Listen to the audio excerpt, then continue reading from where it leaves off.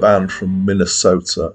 They've been in existence since 1993, and they were formed as a kind of antithesis to grunge and other high energy and intensity music that was around at the time.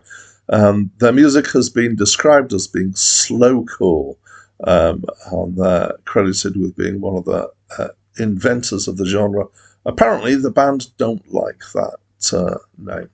Um, they are, at heart, two people, Alan Sparhawk on guitar and vocals and Mimi Parker on drums and vocals, and they've had a variety of bassists over the years. And they have managed to get together enough energy to create 13 albums.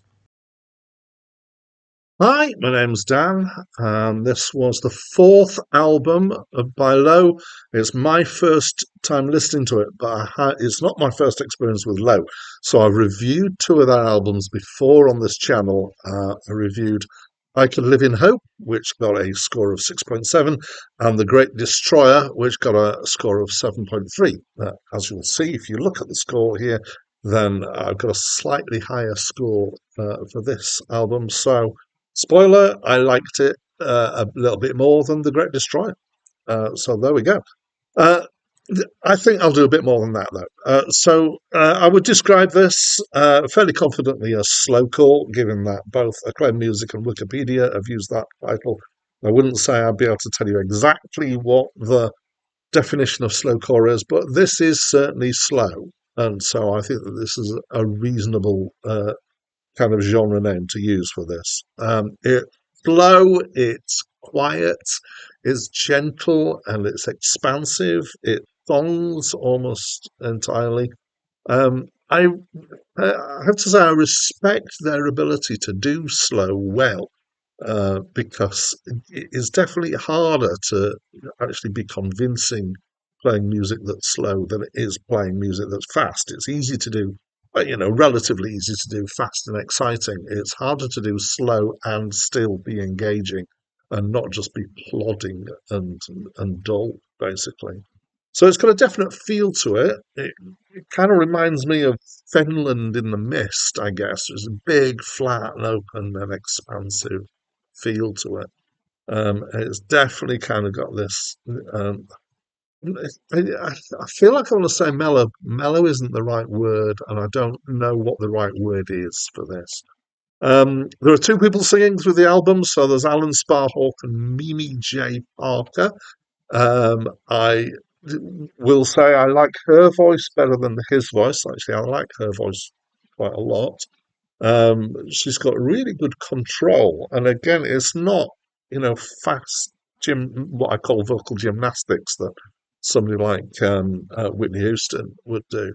But her ability to hold the same note for a long time, sung quietly without wavering at all, that's not easy. And again, that's another thing I respect. Probably the best bits vocally are the bits where they're singing in harmony, which really work nicely. Um, so yeah, I quite enjoyed it. Possibly more so when it was mid-ground rather than foreground in my mind. So thank you to, I can't remember who it was who commented and said that there is this term mid-ground, which is kind of halfway between background and foreground. And I think that well describes a good way of listening to this music. It's kind of there. You're not giving your full attention, but you're aware of it. I feel maybe when I concentrated a bit too much, at times I always feel like I was waiting for the next note to come. And yes, it can feel that slow at times. I especially like the track Don't Understand, which actually has a more intense texture to it, particularly when it starts off. It's a really interesting sound to that track. But that doesn't mean I didn't enjoy the rest of it. I have heard over doing this album's various things that have been labelled. I kind of, for some reason, I put all these together, and I might be wrong too.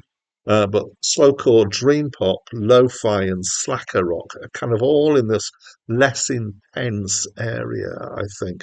So maybe not for lo-fi, it depends on what's being done.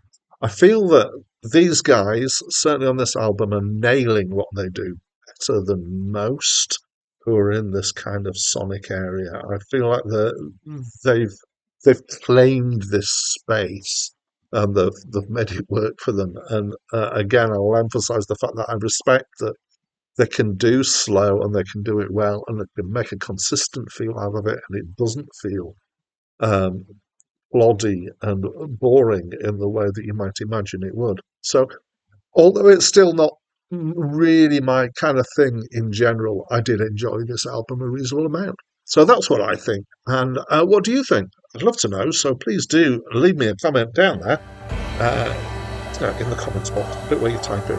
And that's it from me for now.